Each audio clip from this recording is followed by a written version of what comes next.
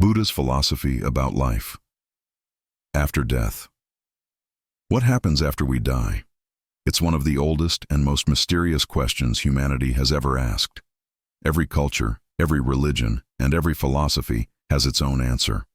Some speak of heaven and hell, others of reincarnation, and some believe in nothing at all.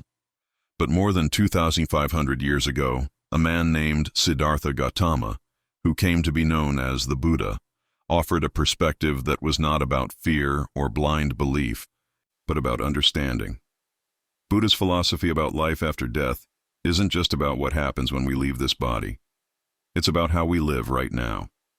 In today's journey, we'll explore what the Buddha actually taught about death and rebirth, how karma and consciousness play a role in what comes after, why understanding impermanence can bring peace today, and how his teachings can free us from fear and help us live more meaningfully. So if you've ever wondered what lies beyond this life, stay with me. This isn't just a lesson about death. It's a guide to living with wisdom, clarity, and peace. Buddha's view of life and death. The Buddha's starting point was simple but profound. Everything is impermanent. Every thought, every breath, every moment arises, exists for a while, and fades away. Just as a flame flickers and dies, so too do all living beings. But in Buddhism, death is not the end. It's a continuation. Buddha taught that what we call the self is not a permanent soul, but rather a flow of consciousness, shaped by our thoughts, actions, and intentions. When the body dies, this flow continues, carrying with it the results of our karma, the energy of our deeds. This continuation is known as rebirth. Unlike the Western idea of a single heaven or hell, rebirth is fluid, and it can occur in many realms of existence: human, animal, spiritual, or even higher celestial planes. Which realm we enter depends on the quality of our mind and actions. But here's the hidden truth. Buddha's focus wasn't on giving us a map of the afterlife. His focus was on helping us free ourselves from endless cycles of rebirth. What he called samsara, the cycle of birth and death. Imagine a wheel turning endlessly. This wheel is samsara, the cycle of birth, death, and rebirth that beings move through, driven by desire, ignorance, and attachment.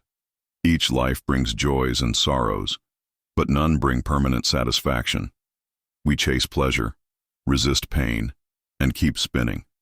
The Buddha compared it to a flame passing from one candle to another. The new flame isn't exactly the old one, but it's not entirely separate either. In the same way, our new life carries the impressions, tendencies, and karma of the past, without being the exact same self. This cycle continues until we awaken, until we achieve nirvana. Nirvana, the end of fear. So what is nirvana? Nirvana is not a place. It's not heaven. It's a state of liberation. It's the extinguishing of craving, ignorance, and the illusions that keep us bound. It's ultimate peace, the freedom from the wheel of samsara. When the Buddha was asked, "What happens to an enlightened person after death?" he said, "It's like asking where a flame goes when it's extinguished." The question cannot be answered because the categories of existence and non-existence no longer apply. This wasn't meant to confuse. It was meant to point us beyond concepts.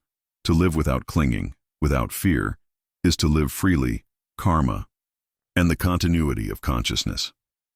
Now let's talk about karma. Karma isn't punishment. It's not some external judge keeping score. Karma means action. Every thought, word, and deed plants a seed. Some seeds blossom quickly, others take lifetimes, but all contribute to the shape of our experience.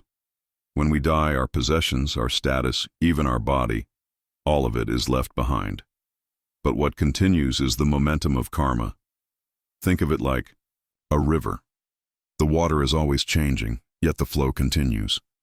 Your life is the river, and karma is its current. This means the afterlife is not about rewards and punishments. It's about cause and effect.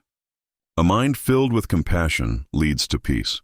A mind filled with hatred leads to suffering. This is why the Buddha emphasized living mindfully now. because the quality of this moment shapes not only your future in this life, but beyond. Why understanding? Death brings peace, now you might ask. But why should I think about death? Isn't it depressing? Actually, the Buddha taught the opposite. By reflecting on death, we stop taking life for granted. We stop wasting time on petty grudges, endless desires, and things that don't matter. Monks in the Buddha's time practiced maranasati, mindfulness of death. They meditated in graveyards, watched bodies return to dust, and reflected, "This too will be me." It wasn't morbid. It was liberating. Because when you see the truth of impermanence, you stop clinging. And when you stop clinging, you discover peace. Think about it. Much of our anxiety comes from holding on.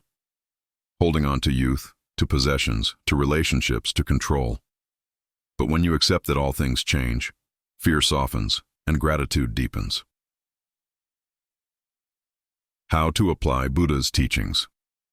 Today, so how can you use Buddha's philosophy about life after death in your everyday life? Here are some practices. Mindfulness of impermanence. Each day, notice something changing. The sky, your breath, your thoughts. Let this remind you that everything is in flux. Compassionate action. Live with kindness, because your actions ripple forward. Remember, karma is not about fear, it's about planting seeds of peace. Meditation on death. Reflect gently. One day this body will die. Instead of fear, let this bring urgency and appreciation to your days. Letting go. Release what you cannot control. Remember, clinging creates suffering, while letting go creates freedom. Seek inner peace, not outer security. The Buddha showed us that no external thing, money, fame, even relationships, can give lasting peace. Only awakening the mind can. By living this way, death becomes less of a mystery and more of a teacher. The Western connection for U.S. audiences. Let's bridge this to modern life. In the West, many fear death as an ending, but Buddhism reframes it as transition.